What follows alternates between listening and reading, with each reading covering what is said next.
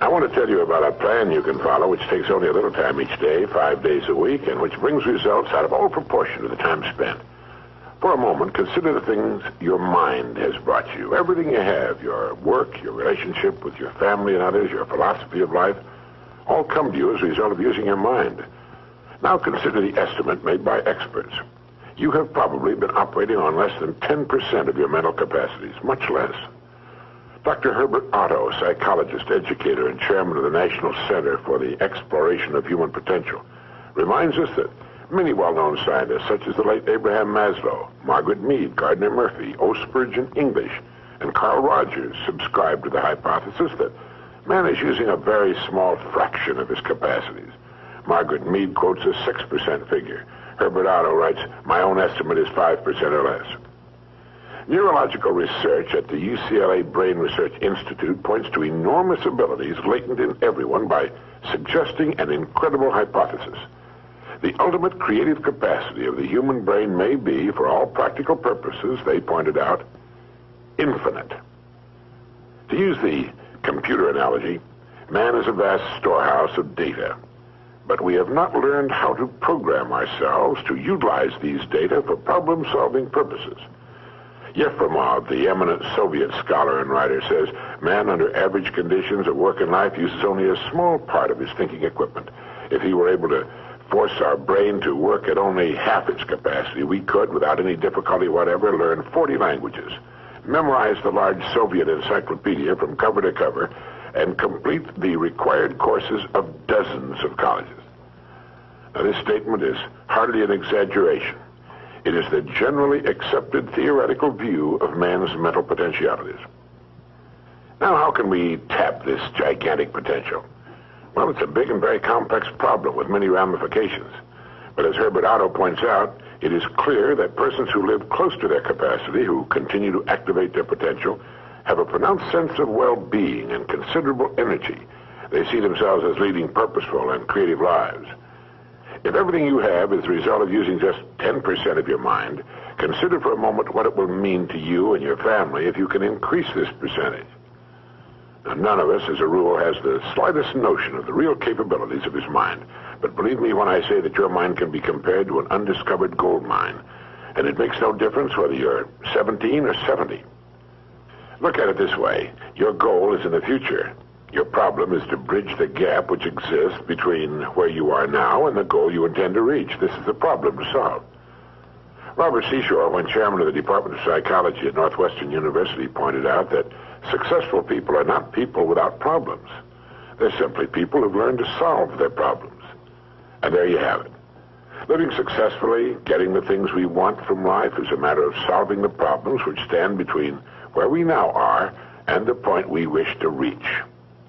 No one is without problems. They're a part of living. But let me show you how much time we waste in worrying about the wrong problems. Here's a reliable estimate of the things people worry about. Things that never happen, 40%. Things over and past that can't be changed by all the worry in the world, 30%. Needless worries about our health, 12%. Petty miscellaneous worries, 10%. Real, legitimate worries, 8%. In short, 92% of the average person's worries take up valuable time, cause painful stress, even mental anguish, and are absolutely unnecessary. And of the real, legitimate worries, there are two kinds. There are the problems we can solve, and there are the problems beyond our ability to personally solve. But most of our real problems usually fall into the first group, the ones we can solve if we learn how. Now I'm going to assume you've decided upon a goal. Your problem is, how do I achieve it? Your goal may be a promotion, a greater income, a beautiful home. It makes little difference what your goal happens to be. But you have your goal, and you know that you will become and you will achieve what you think about. That is, if you stay with it, you will reach your goal. But how? Well, it's right here that your mind comes into play. What is your mind? No one knows for sure. Perhaps the best way to describe it is to quote Pulitzer Prize-winning playwright Archibald MacLeish. In his play, The Secret of Freedom, a character says, "The only thing about a man that is a man is his mind. Everything else you can find in a pig or a horse." That's uncomfortably true. The human mind is the one thing that separates us from the rest of the creatures on Earth. Anything that comes to us in the future will almost certainly come to us as a result of the extent to which we use our minds. And yet it's the last place on Earth the average person will turn to for help. In order to reflect just a moment on the human mind, consider what it's accomplished. Human knowledge has advanced more in the past 50 years than in all the preceding 10,000 years of human civilization. Of all the scientists who ever lived, it's estimated that 90% of them are alive today.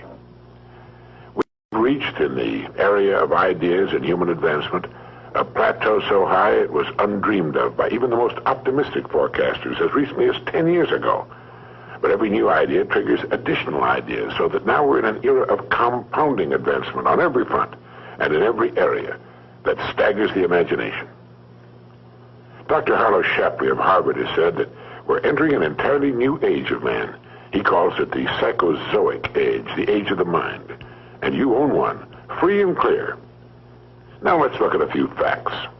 Now, the average working person has at his disposal an enormous amount of free time. In fact, if you total the hours in a year and subtract the sleeping hours, if he sleeps 8 hours every night, you'll find he has almost 6,000 waking hours, of which he spends less than 2,000 on the job. Now, this leaves him 4,000 hours a year when he's neither working nor sleeping. These can be called discretionary hours, with which we can do pretty much as we please.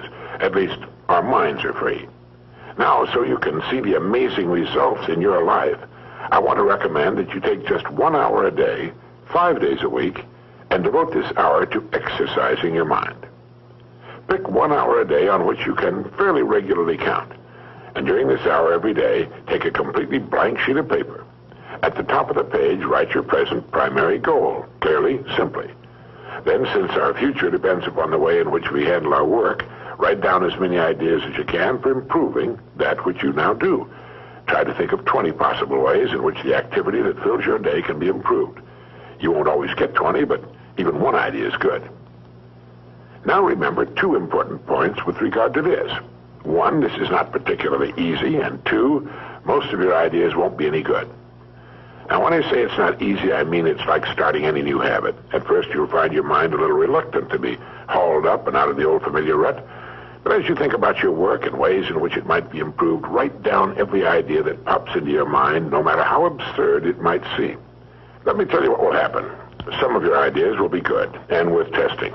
The most important thing this extra hour accomplishes, however, is that it deeply embeds your goal into your subconscious mind, starts the whole vital machinery working. And 20 ideas a day, if you can come up with that many, total 100 a week, even if you don't think on weekends.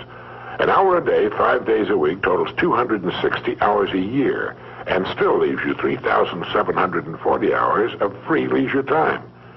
Now, this means you'll be thinking about your goal and ways of improving your performance, increasing your service, 6.5 full extra working weeks a year. 6.5 40-hour weeks devoted to thinking and planning. Can you see how easy it is to rise above the so-called competition? And will still leave you with 15 hours a day to spend as you please. Starting each day thinking, you'll find that your mind will continue to work all day long. You'll find that at odd moments, when you least expect it, really great ideas will begin to pop into your mind. And when they do, write them down as soon as you can. Just one great idea can completely revolutionize your work and, as a result, your life. If you want to develop the muscles of your body, you take daily exercise of some sort. Well, the mind is developed in the same way, except that the returns out of all conceivable proportion to the time and energy spent. I've used this system for years, and it's given me some of the most gratifying and rewarding experiences of my life. And it costs only 5 hours a week. 5 hours out of 168. Is it worth it?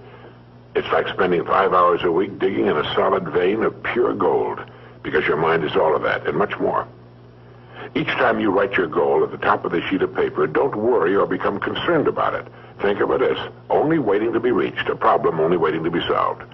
Face it with faith and bend all the great powers of your mind toward solving it.